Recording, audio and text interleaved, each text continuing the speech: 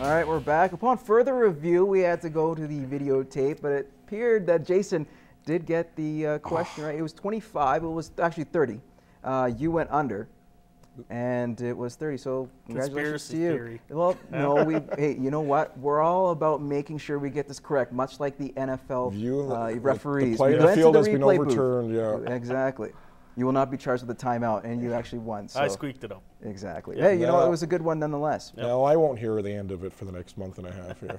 All right, well, then we'll have to have him on the show, and you have to redeem yourself. Yes. And that'll be sometime soon, eventually. Eventually. Yeah. All right, well, you know what? Let's talk about, well, eventually somebody signing with the Montreal Canadiens. Or you think PK Subban, still an RFA out there. He's the main priority for the GM of the Habs. Will he sign in time before the season starts? I think he will. I think, from what I've been hearing, it's Montreal would like to sign him more to a 2-year deal, and I imagine PK's camp, they want a longer-term deal. I think Montreal's got to get him signed because I think they have a shot for the playoffs, and I don't think they want to jeopardize that over a guy that they're going to keep long-term anyways.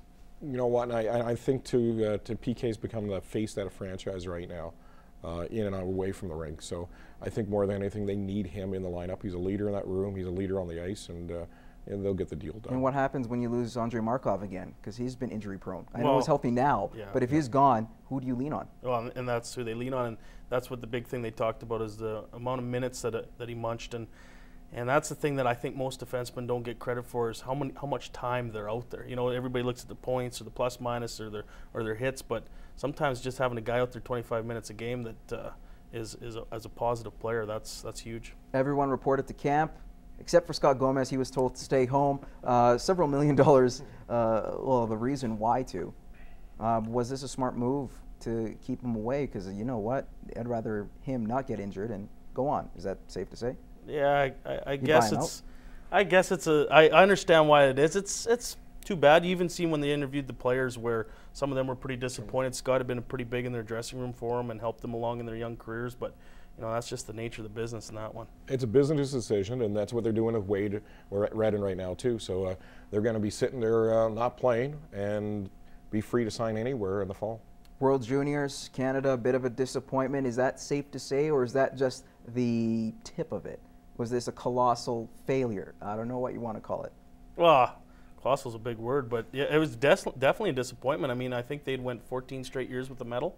Something like that, and to come away with nothing on a lockout season where you've got everybody you can possibly get, I think it was definitely a disappointment. And you know, they're going to probably want to relook at. You know, it's interesting. You look at some of the guys in that lineup versus some of the guys in the junior clubs.